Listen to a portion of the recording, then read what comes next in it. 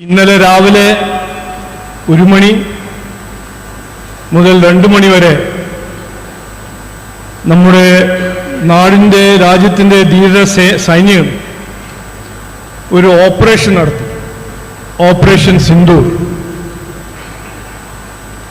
അവർക്ക് ആ സൈന്യം, നമ്മുടെ ഇന്ത്യൻ മിലിറ്ററി, നമ്മുടെ എല്ലാവരുടെ പേരിൽ ഞാൻ അവർക്ക് നന്ദി പറയുന്നു, അവരെ സല്യൂട്ട് ചെയ്യുന്നു. 22 ഏപ്രിൽ 26 നിരപരാധിയായ സാധാരണക്കാരായ സഞ്ചാരി പഹൽഗാം പോയി കുടുംബം കൂടെ അവിടെ ഇത് സഞ്ചാരിക്കുന്നു. ഒരു ഹോളിഡേ അതിനു വേണ്ടി പോയതായിരുന്നു. ക്രൂരമായി മതം ചോദിച്ച് കൊന്നു പാകിസ്ഥാനി ഭീകരവാദികൾ. അപ്പോൾ ഇന്നലെ നടന്ന ഓപ്പറേഷൻ സിന്ദൂർ അവർക്കും അവരുടെ കുടുംബത്തിനും നീതി നൽകി. അതാണ് ഓപ്പറേഷൻ സിന്ദൂർ. കഴിഞ്ഞ എത്രയോ കൊല്ലം പാകിസ്ഥാനിലുള്ള പാകിസ്ഥാനി ഭീകരവാദി നിരപരാധികളെ കൊന്ന്, നമ്മുടെ നാടിൽ നിന്ന് നിരപരാധിയെ കൊന്ന് ഇന്ത്യയെ ബ്ലാക്ക്മെയിൽ ചെയ്യാൻ ശ്രമിക്കുന്നു, ചെയ്യാൻ ആഗ്രഹിക്കുന്നു. പക്ഷേ ഇതൊരു പുതിയ ഇന്ത്യയാണ്. നന്മ, സമാധാനം, വികസനം, ഇതെല്ലാം ഞങ്ങളൊരു കമ്മിറ്റ്മെന്റുമാണ്. പക്ഷേ തിന്മ നേരിടാൻ ബലപ്രയോഗം ഉപയോഗിക്കാൻ കഴിവുള്ളൊരു ന്യൂ ഇന്ത്യയുമാണ്. ഈവിൽ, തിന്മ എവിടെയാണെങ്കിലും അതിനെതിരെ നിൽക്കാനും ബലപ്രയോഗവും ഉപയോഗിച്ച് അവരെ പരാജയപ്പെടുത്താൻ ഈ ന്യൂ ഇന്ത്യക്ക് കഴിയും. നരേന്ദ്രമോദിജിന്റെ ന്യൂ ഇന്ത്യയാണത്. അപ്പോൾ ഈ വികസിത കേരളം കൺവെൻഷൻ 30 കേന്ദ്രത്തിൽ നടന്നു, ഇനി നടക്കും. ഏപ്രിൽ 21 തുടങ്ങി മെയ് 10 വരെ നടക്കുന്ന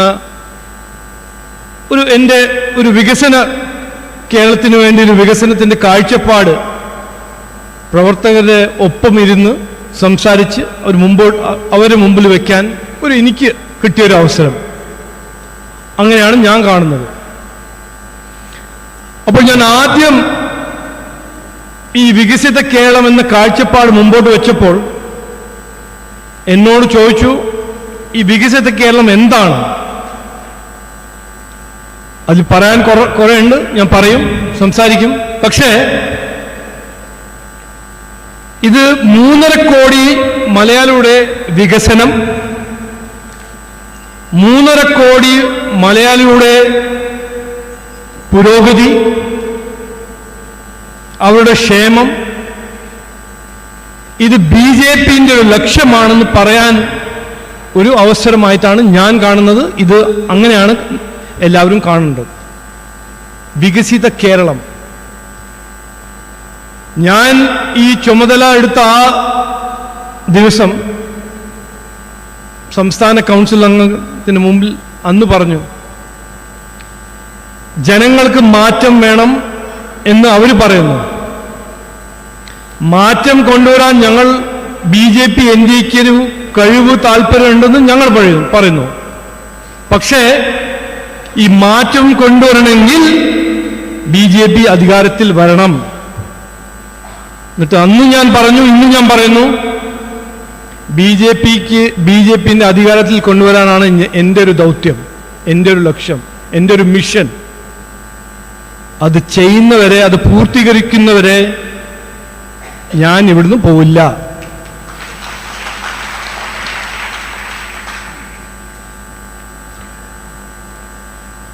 നാട് നന്നാവണം, മാറണം. നരേന്ദ്രമോദിജി വികസിത ഭാരത സൃഷ്ടിക്കുമ്പോൾ നമുക്കൊരു വികസിത കേരളം സൃഷ്ടിക്കണം. എന്തുകൊണ്ട് ഇതുവരെ അത് നടക്കാൻ പറ്റുന്നില്ല? ചെയ്യാൻ പറ്റുന്നില്ല. അതാണ് ഏറ്റവും പ്രധാനപ്പെട്ട ഒരു പ്രശ്നം. ആ വീഡിയോയിൽ അതിൻ്റെ അവസാനം ഭാഗത്തില്ല, അതാണല്ലോ പ്രശ്നം. ഇന്ത്യ ഇങ്ങനെ മുമ്പോട്ട് പോകുമ്പോൾ എന്തുകൊണ്ട് നമ്മുടെ നാട് ഇങ്ങനെ പിന്നോട്ട് പോകുന്നു? അപ്പോ എല്ലാവരുടെ ഒപ്പം എല്ലാവർക്കും വേണ്ടി വികസിത കേരളം പാർട്ടിക്കൊരു മുദ്രാവാക്യമായിട്ട് മാത്രമല്ല, ഇത് നമ്മുടെ ദൗത്യം, ലക്ഷ്യമാണെന്ന് ഞാൻ പറയാൻ ആഗ്രഹിക്കുന്നു. അങ്ങനെയാണ് നമ്മൾ എല്ലാവരും കാണുന്നത്. അപ്പൊ ഈ വികസിത കേരളം, അതിനെക്കുറിച്ച് ഞാൻ ഒരു 2-3 കാര്യങ്ങൾ മുമ്പോട്ട് വെക്കുന്നു, പറയാൻ ആഗ്രഹിക്കുന്നു. വികസനം, ഇത് കോൺഗ്രസ് പാർട്ടിയും 65 കൊല്ലം ഗരീബി ഹട്ടാവോ, ഇത് ഹട്ടാവോ, മറ്റേത് ഹട്ടാവോ എന്നും പറഞ്ഞ് നടത്തുന്ന പാർട്ടിയാണ്. അവരും പറഞ്ഞിട്ടുണ്ട്, LDF പറഞ്ഞിട്ടുണ്ട്. പക്ഷേ BJP വികസനത്തിനെ കുറിച്ച് സംസാരിക്കുമ്പോൾ വികസനം എന്താണ്, എന്തിനു വേണ്ടിയാണ് വികസനം, അതിൻ്റെ ഒരു ഉത്തരമാണ് ഞങ്ങളുടെ കാഴ്ചപ്പാട്. BJP NDA കാഴ്ചപ്പാട് ജനങ്ങളെ പ്രശ്നങ്ങൾ പരിഹരിക്കാനൊരു വികസനം, വ്യവസായങ്ങളുടെ പ്രശ്നങ്ങൾ പരിഹരിക്കുന്നൊരു വികസനം, യുവാക്കളുടെ സ്വപ്നങ്ങൾ യാഥാർത്ഥ്യമാക്കാനൊരു വികസനം, ആക്കുന്നൊരു വികസനം, തൊഴിൽ നിക്ഷേപം, തൊഴിൽ അവസരങ്ങൾ ഉണ്ടാക്കുന്നൊരു വികസനം, എല്ലാവർക്കും അവസരങ്ങൾ കിട്ടുന്നൊരു വികസനം, നാടിൻ്റെ സാധ്യത, ഈ നമ്മുടെ കേരള നാടിൻ്റെ സാധ്യതയെ യാഥാർത്ഥ്യമാക്കുന്നൊരു വികസനം. അങ്ങനെയാണ് ഞങ്ങൾ കാണുന്നത് വികസനം. ഞങ്ങൾ എന്ന് പറഞ്ഞാൽ നമ്മളെല്ലാവരും, BJP NDA. ആ വികസനം ജനങ്ങൾ 5 കൊല്ലം, എല്ലാ 5 കൊല്ലം വോട്ട് ചെയ്യുമ്പോൾ, അത് ലോക്കൽ ബോഡിയാണോ, അസംബ്ലി ആണോ, MP ഇലക്ഷൻ ആണോ, ജനങ്ങൾ ഇത് ചിന്തിച്ചിട്ടാണ് വോട്ട് കൊടുക്കുന്നത്. ഈ പാർട്ടി അല്ലെങ്കിൽ ഈ കാൻഡിഡേറ്റ് എൻ്റെ കുടുംബത്തിൻ്റെ ഈ പ്രശ്നം പരിഹരിക്കും, അല്ലെങ്കിൽ ഈ പാർട്ടി, ഈ കാൻഡിഡേറ്റ് എൻ്റെ കുട്ടികൾക്ക് വേണ്ടി ഒരു പുതിയ ഭാവി, വരുന്ന തലമുറയ്ക്ക് നല്ല അവസരങ്ങൾ ഉണ്ടാക്കി കൊടുക്കും, വിദ്യാഭ്യാസം സൃഷ്ടിക്കും. ഇങ്ങനെ വിചാരിച്ചിട്ടാണ് ജനങ്ങൾ വിശ്വസിച്ചിട്ട്, വാഗ്ദാനം പറയുന്ന പാർട്ടികളുടെ വാഗ്ദാനം വിശ്വസിച്ചിട്ട് അവർക്ക് അവസരം കൊടുക്കുന്നു. അപ്പോൾ ഈ കേരള നാട്ടിൽ 3 പാർട്ടി, 3 മുന്നണി വാഗ്ദാനം കൊടുത്തിട്ടുണ്ട്, ജനങ്ങൾ വിശ്വസിച്ചിട്ടുണ്ട്, അവർക്ക് അവസരം കൊടുത്തിട്ടുണ്ട്. അവർ എന്ത് ചെയ്തു, ഇത് നമുക്ക് മനസ്സിലാക്കണം. അതിനെക്കുറിച്ച് ഞാൻ മുമ്പോട്ട് വയ്ക്കുന്നു. എന്താണ് നടന്നത്?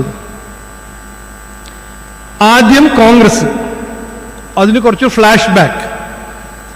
2004 നമ്മുടെ അടൽ ബിഹാരി വാജ്പേയി, BJPന്റെ ഏറ്റവും മുതിർന്ന നേതാവും ഏറ്റവും പോപ്പുലർ ലീഡറായിരുന്നു. അദ്ദേഹം കാർഗിൽ യുദ്ധം ജയിച്ച് ഇന്ത്യൻ്റെ ഇക്കോണമിനെ ശക്തമാക്കി ഇന്ത്യനെ മുമ്പോട്ട് കൊണ്ടുപോകുമ്പോൾ 2004 കോൺഗ്രസ് വാഗ്ദാനം കൊടുത്ത് ജനങ്ങളുടെ വിശ്വാസം കിട്ടി, ഒരു അവസരം ജനങ്ങൾ കൊടുത്തു കോൺഗ്രസിന്. 2004 മുതൽ 2014 10 കൊല്ലം കോൺഗ്രസ് ഭരിച്ചു.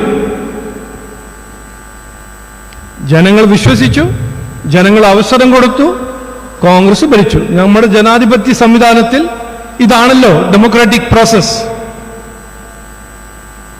ആ 10 കൊല്ലം ഭരിച്ചത് കോൺഗ്രസ്, ആദ്യത്തെ 5 കൊല്ലം ഇവിടുത്തെ CPMന്റെ പിന്തുണയോട്. ആ 10 കൊല്ലം ഭരിച്ച കോൺഗ്രസ്, ഈ രാജവംശത്തിന്റെ ഒരു പാർട്ടി കോൺഗ്രസ് എന്തു ചെയ്തു? ജനങ്ങൾ വിശ്വസിച്ചു, ഒരു അവസരം കൊടുത്തു കോൺഗ്രസിന്. 10 കൊല്ലം ജനങ്ങൾ അവസരം കൊടുത്തു, ഭരിച്ചു, കോൺഗ്രസ് ഭരിച്ചു. എന്തു ചെയ്തു? ആ ഒരു ശക്തമായ ഇക്കോണമിനെ ലോകത്തിന്റെ 5 ദുർബലമായ ഇക്കോണമിന്റെ 1-ാം നമ്പറിലാക്കി കൊണ്ടുവച്ചു കോൺഗ്രസ് പാർട്ടി 10 കൊല്ലം. ഇൻഡിപെൻഡന്റ് ഇന്ത്യന്റെ ഹിസ്റ്ററിയിൽ കാണാത്തത് വില കയറ്റം കോൺഗ്രസ് സൃഷ്ടിച്ചു. ഇൻഡിപെൻഡന്റ് ഇന്ത്യന്റെ ഹിസ്റ്ററിയിൽ തൊഴിലില്ലായ്മ ആ 10 കൊല്ലത്തിൽ നമുക്ക് കാണാൻ കിട്ടും. അത് കോൺഗ്രസ് സൃഷ്ടിച്ചു. 26/11 നമ്മളിപ്പോൾ ഓപ്പറേഷൻ സിന്ദൂറിനെ കുറിച്ച് പറഞ്ഞല്ലോ. 26/11 2008 പാകിസ്ഥാനി തീവ്രവാദി മുംബൈ വന്ന് അറ്റാക്ക് ചെയ്ത് 3 ദിവസം നടത്തിയ ഒരു ടെററിസ്റ്റ് അറ്റാക്ക്. അത് കഴിഞ്ഞ് എന്താണ് കോൺഗ്രസ് സർക്കാർ ചെയ്തത്? അവർ ചെയ്തത് പ്രസ് കോൺഫറൻസ് വിളിക്കുക, ഇത് പാകിസ്ഥാനി ആയിരുന്നില്ല, ഇത് RSS ആണെന്ന് പറഞ്ഞ് രാഹുൽ ഗാന്ധിന്റെ ഏറ്റവും പ്രധാനപ്പെട്ട ദിഗ്വിജയ് സിംഗ് പറയാം. അതെന്തുകൊണ്ട്? അവര് സെക്യൂരിറ്റി ഫോഴ്സസിന് ഫൈറ്റർ ജെറ്റ് വാങ്ങിയില്ല, സെക്യൂരിറ്റി ഫോഴ്സസ് നമ്മുടെ മിലിറ്ററി സൈനികർക്ക് ബുള്ളറ്റ് പ്രൂഫ് ജാക്കറ്റ് വാങ്ങാൻ കാശ് കൊടുത്തില്ല, തോക്ക് വാങ്ങാൻ കാശ് കൊടുത്തില്ല. ഒരു ദുർബലമായ സേനയെ വെച്ച് അവർക്ക് ഒന്നും ചെയ്യാൻ കഴിഞ്ഞില്ല. ഇതെല്ലാം വിട്ട് പിന്നെ ഈ 10 കൊല്ലത്തിൽ എന്ത് ചെയ്തു? അഴിമതി, അഴിമതി, അഴിമതി. ഇൻഡിപെൻഡന്റ് ഇന്ത്യയിൽ കാണാത്തൊരു അഴിമതി. അത് 2G scam, telecom scam, submarine scam, helicopter scam, bank scam. ഈ രാജവംശത്തിന്റെ പാർട്ടിയാണെന്ന് കാണിച്ച് 10 കൊല്ലം അഴിമതിന്റെ ഒരു നോൺ സ്റ്റോപ്പ് കാര്യം കോൺഗ്രസ് ചെയ്തു. അപ്പൊ ജനങ്ങൾ വിശ്വസിച്ചു, അവസരം കൊടുത്തു, 10 കൊല്ലം നാടിനെ നശിപ്പിച്ചു കോൺഗ്രസ് പാർട്ടി. പിന്നെ എന്തായി? 2014 ജനങ്ങൾ പറഞ്ഞു മതിയായി, മാറ്റം വേണം. നരേന്ദ്രമോദിജിക്ക് ഒരു അവസരം കൊടുത്തു. കഴിഞ്ഞ 10 കൊല്ലം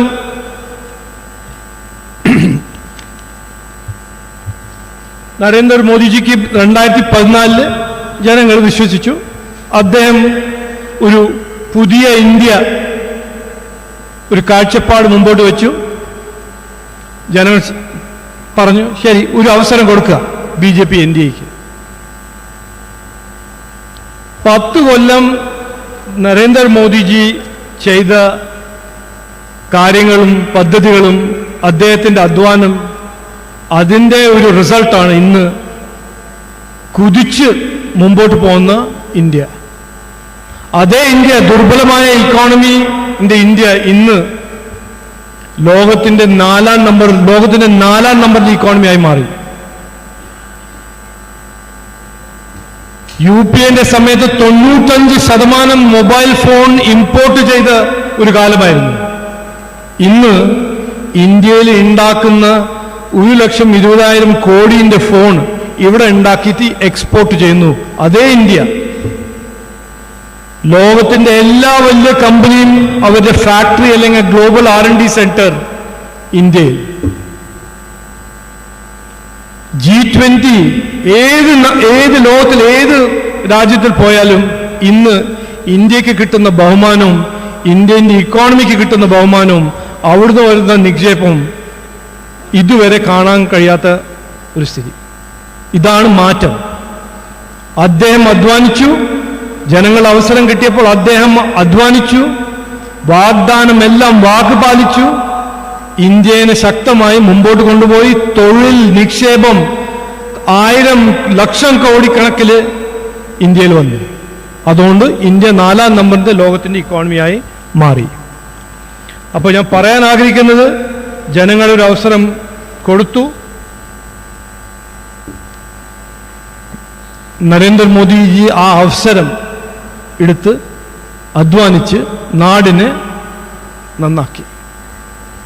അതേസമയം ഇവിടെ എന്താ നടന്നത്? 2016 ഇവിടെയും ജനങ്ങൾ വിശ്വസിച്ചു. ഒരു അവസരം കൊടുത്തു ബഹുമാനപ്പെട്ട മുഖ്യമന്ത്രിയും അദ്ദേഹത്തിന്റെ CPM-ന്. ഇവിടെ എന്താ നടന്നത്? 9 കൊല്ലമായി, 10ാമത്തെ കൊല്ലം അടുത്ത കൊല്ലം. അവസരം കിട്ടി, വിശ്വസിച്ചു. ഇവിടെ ഇപ്പൊ നടക്കുന്നത് എടുക്കാണ്ട് ഒരു ഇഞ്ച് പോവാത്തൊരു സ്ഥിതിയാണ് നമ്മുടെ നാട്. ആശാ വർക്കേഴ്സ് 100 രൂപ ശമ്പളത്തിൽ വർദ്ധിക്കുന്നു ചോദിക്കുമ്പോൾ അത് കൊടുക്കാൻ കാശില്ല. KSRTC ജീവനക്കാർക്ക് കൊടുക്കാൻ ശമ്പളത്തിന് കൊടുക്കാൻ കാശില്ല. സർക്കാർ പെൻഷനേഴ്സിന്റെ പെൻഷൻ പോകുന്നത് 5-6 മാസം കഴിഞ്ഞിട്ട്.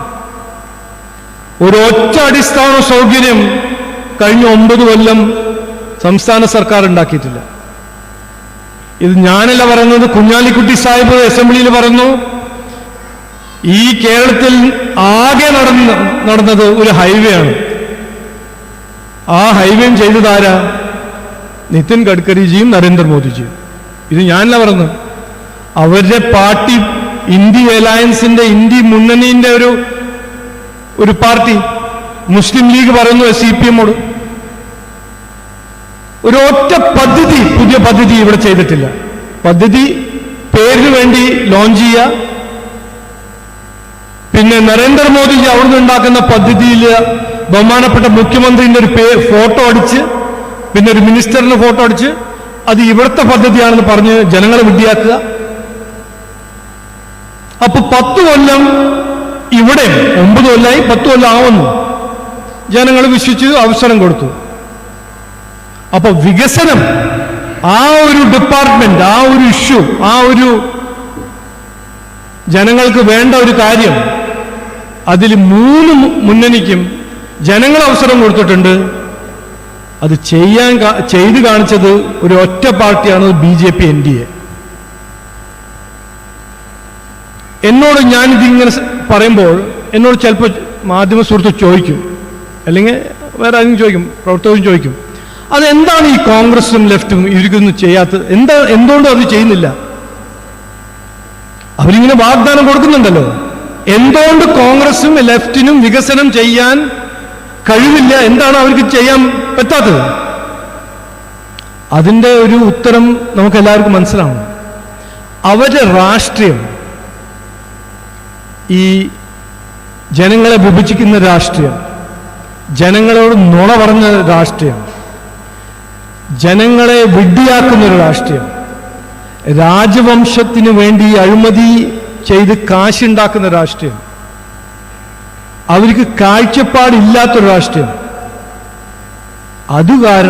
അതാണ് കാരണം. അതുകൊണ്ട് അവർക്ക് വികസനം ആര് വന്ന് പുസ്തകം എഴുതി കൊടുത്തൊരു ഹാൻഡ് ബുക്ക് കൊടുത്താലും അവർക്ക് ചെയ്യാൻ കഴിയില്ല, അധ്വാനിക്കില്ല. കോൺഗ്രസ് പാർട്ടിന്റെ ലീഡർ ഓഫ് ഓപ്പോസിഷനായ രാഹുൽ ഗാന്ധി എല്ലാ കൊല്ലം 60 തവണ വെക്കേഷന് പോകുന്ന ആളാണ്. നരേന്ദ്രമോദിജി 2014 മുതൽ ഇന്ന് വരെ ഒരു ഒറ്റ ദിവസം റെസ്റ്റ് എടുത്തിട്ടില്ല. അപ്പോ ഇതൊരു കാഴ്ചപ്പാട് മാത്രമല്ല, ഇത് അവര് ഈ കോൺഗ്രസും ലെഫ്റ്റും ഒരു ട്രാപ്പിലാണ്. അവരുടെ ഈ എത്രയോ കൊല്ലം നടക്കുന്ന ഒരു രാഷ്ട്രീയം, അത് കാരണമാണ് അവർക്ക് വികസനം ചെയ്യാൻ കഴിയില്ല, താല്പര്യമില്ല, അവർക്ക് വേണ്ട.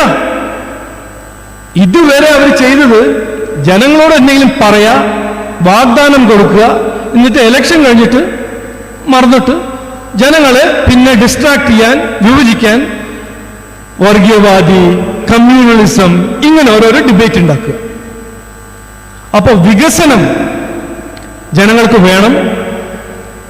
അവരുടെ കുട്ടികൾക്ക് ഒരു പുതിയ പുരോഗതിയും ഒരു നല്ലൊരു ഭാവി ഉണ്ടാക്കുന്ന ഒരു ഗവൺമെന്റും സർക്കാർ വേണം. ഇന്ന് എനിക്കൊരു സംശയമില്ല. അപ്പോൾ നമ്മുടെ എല്ലാവരുടെ ഒരു ദൗത്യം ഈ വികസനത്തെക്കുറിച്ച് ജനങ്ങളുടെ അടുത്ത് പോയി, അത് ഏത് മതം, ഏത് സമുദായമാണെങ്കിലും അവർക്ക് വേണം വികസനം. മലയാളി എന്ന് പറഞ്ഞാൽ ഒരു ക്രിസ്ത്യൻ മലയാളി, ഹിന്ദു മലയാളി, ഒരു മുസ്ലിം മലയാളി, ആരാണെങ്കിലും അവർക്കും വേണം അവരുടെ കുട്ടികൾക്ക് ഒരു വിദ്യാഭ്യാസം, അവർക്കും വേണം കുട്ടികളുടെ ഒരു ഭാവിക്ക് തൊഴിലും അവസരങ്ങൾ. ഇത് ചെയ്യാൻ കഴിയുന്ന ഒരൊറ്റ പാർട്ടിയുള്ളൂ. ഇതാണ് സത്യം. ഇത് ജനങ്ങളുടെ അടുത്ത് എത്തിപ്പിക്കണമെന്നാണ് എൻ്റെ ഒരു അഭ്യർത്ഥന. ഇന്ന് വന്ന എല്ലാവരോടും എൻ്റെ ഒരു റിക്വസ്റ്റ്, അഭ്യർത്ഥന. വികസനം അതിനെക്കുറിച്ച് ജനങ്ങളിൽ വീടായിട്ട് പോകണം. ഈ വികസന സന്ദേശം അവരുടെ മനസ്സിൽ നമ്മൾ എത്തിപ്പിക്കണം. രണ്ടാമത്തെ കാര്യം, എല്ലാവരുടെ ഒപ്പം എല്ലാവർക്കും വേണ്ടി. ഇതൊരു മുദ്രാവാക്യമല്ല, ഇതൊരു സ്ലോഗനല്ല, ഇതൊരു ഇലക്ഷൻ ലൈനല്ല.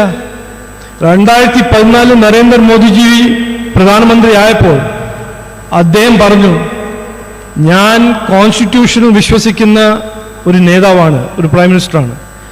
ഞാൻ എല്ലാവർക്കും വേണ്ടി പ്രവർത്തിക്കുന്ന ഒരു പ്രൈം മിനിസ്റ്ററാണ്.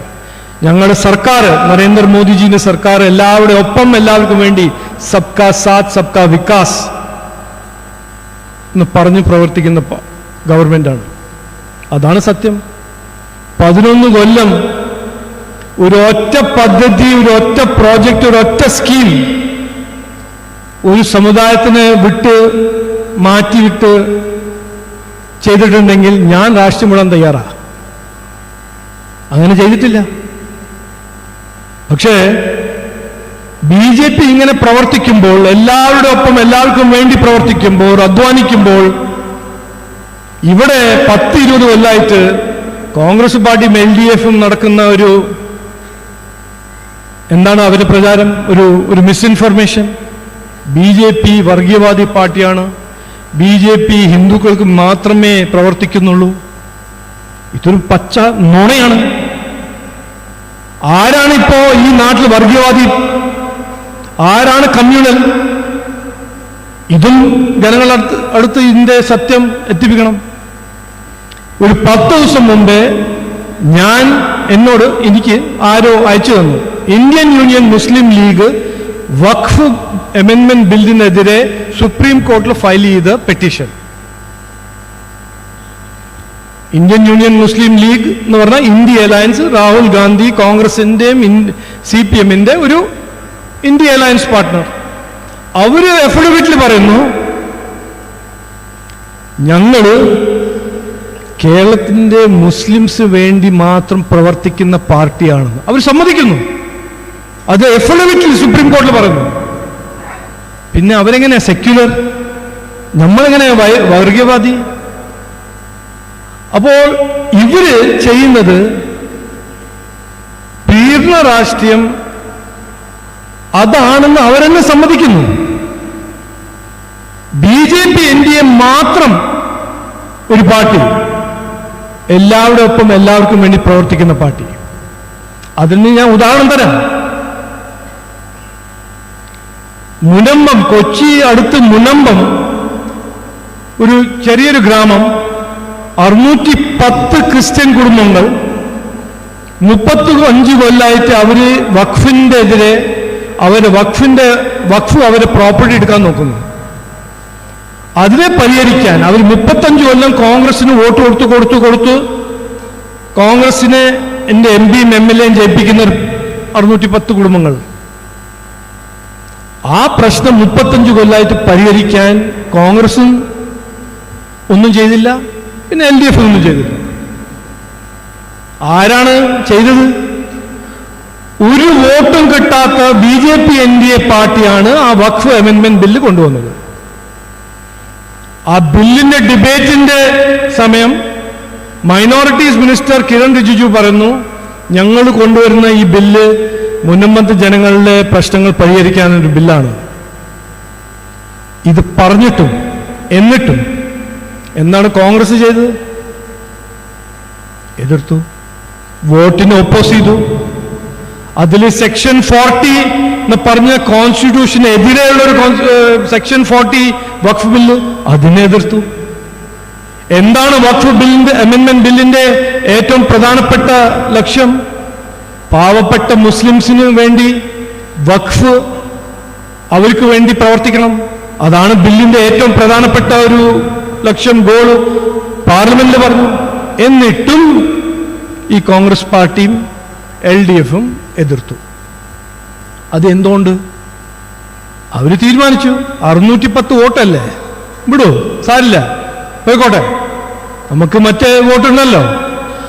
അപ്പൊ ഈ നാട്ടില് രാഷ്ട്രീയം, ഒരു പീഡന രാഷ്ട്രീയം, വോട്ട് ബാങ്ക് രാഷ്ട്രീയം ചെയ്യുന്ന പാർട്ടി, 2 പാർട്ടി ഉണ്ടെങ്കിൽ അത് കോൺഗ്രസുമാണ് LDFുമാണ്. BJP ആരാണെങ്കിലും ഏത് മതവും ഏത് സമുദായത്തിന്റെ മലയാളിയാണെങ്കിലും മലയാളികൾക്ക് വേണ്ടി പ്രവർത്തിക്കുന്ന പാർട്ടി, എല്ലാ മലയാളികൾക്കും വേണ്ടി പ്രവർത്തിക്കുന്ന പാർട്ടിയാണ് BJP ഇന്ത്യയെ. ഈ സത്യം നമ്മൾ എല്ലാവരുടെ അടുത്തും പറയണം. ഇത് മതിയായി. 10-20 കൊല്ലം നരേന്ദ്രമോദിജി ഇങ്ങനെ അധ്വാനിക്കുമ്പോൾ, എല്ലാവർക്കും വേണ്ടി അധ്വാനിക്കുമ്പോൾ, ഈ രണ്ട് പാർട്ടിയും നുണ പറഞ്ഞ് ജനങ്ങളെ വിഡ്ഢിയാക്കി വിഷം നിറച്ച് ജനങ്ങളെ പേടിപ്പിച്ച് വിഭജിച്ചത്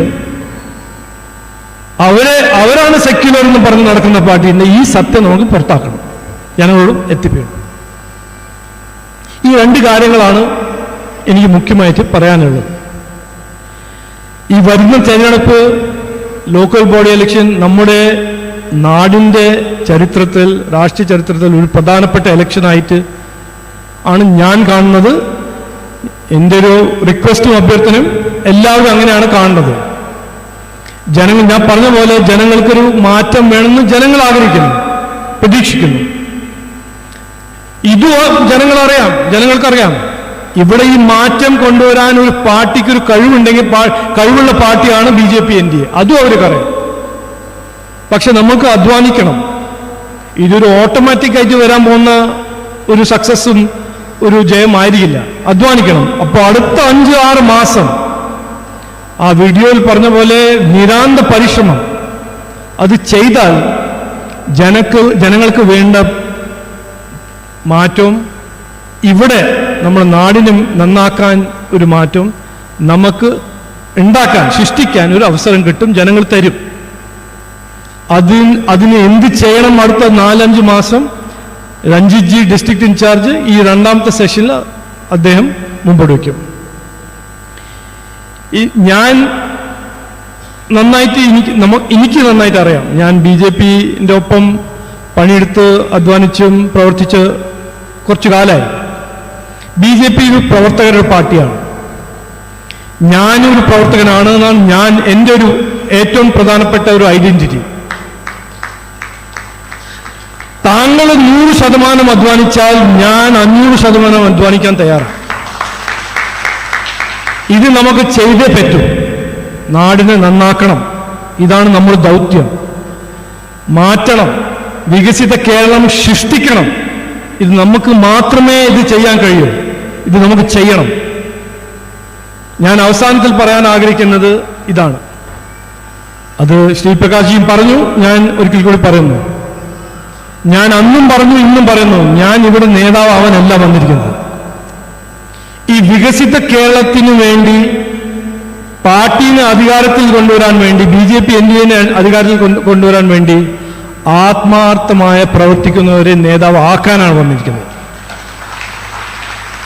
അതാണ് സത്യം. അത് മനസ്സിലാക്കണം. അതിനുവേണ്ടി ഞാൻ എല്ലാവർക്കും വേണ്ടി ഞാൻ പിന്തുണ തരാനും അധ്വാനിക്കാനും തയ്യാറാണ്.